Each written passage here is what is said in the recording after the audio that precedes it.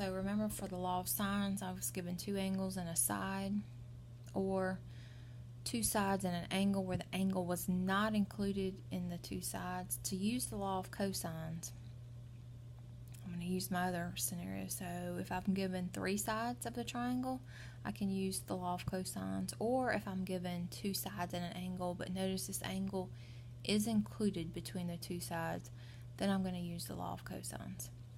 Alright, so the law of cosines, and I didn't write all three of them out, but you can see that in your book. If a squared equals b squared plus c squared minus 2 times bc times the cosine of a. I mean, I could swap this all around. This could be b squared, a squared, c squared, and then we're looking for whatever angle corresponds with that side. Or it could be c squared equals the other two sides minus the angle of that.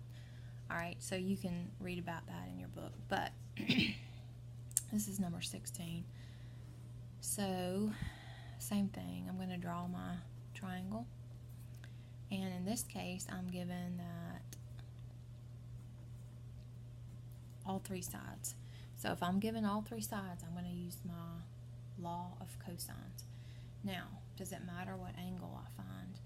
No, it doesn't matter what angle you find if you use the law of cosines to find all three of your angles. But once you find one angle, then that's actually going to enable us to go back to our laws of sines. And actually, using the law of sines algebraically is easier to use than the law of cosines, so that's totally up to you. But if after you find one angle, you go back to the law of sines, then remember to do this. Always find your biggest angle first.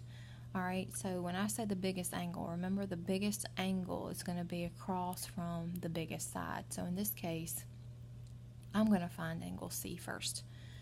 Alright, so if I'm looking for angle C, that means I'm using this formula right here. C squared is going to equal A squared plus B squared minus 2AB times the cosine that corresponds to that. Alright, so I know that 16 squared is going to equal 10 squared plus 12 squared minus 2 times 10 times 12 times the cosine of C. Alright, now just doing the math here, I've got 200, and simplifying this and isolating what your unknown is actually the hardest part of this. So 256 is going to equal 100 plus 144 minus whatever that is. So what is that? 240 cosine of C. Alright, so I'm going to subtract 244 from 256, and that's going to give me 12 equals negative 240 times the cosine of C.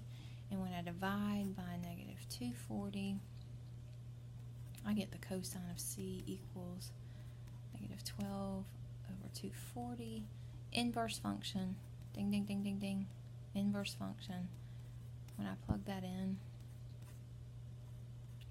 then I know that this angle is going to be 92.9.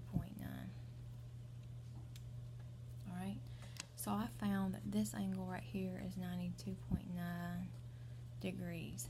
Now, this is what I said, this is what I was talking about before that you probably had no idea what I was talking about. But at this point, if I'm given an angle and I'm given two sides and that angle's not included, remember that I could use the law of sines here.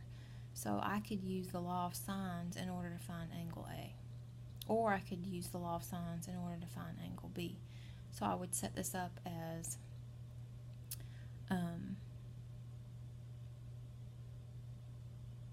the sine of 92.9 over 16 equals one of those proportions, one of those ratios. Okay? That's one option. Alright, now if I'm going to use the law of sines, like I said, always find your biggest angle first. Because if you don't find your biggest angle first and then you use your law of sines, you're bringing back in the ambiguous cases where you have to think, could it be the angle in the first quadrant? Could it be the angle in the second quadrant? And you don't want to do that. The other thing you can do is, just to avoid that altogether, is not use the law of sines. Like, I could repeat this process, find the angle A using this formula right here, and use the law of cosines the whole time. But you're just going to repeat these steps like we did here, and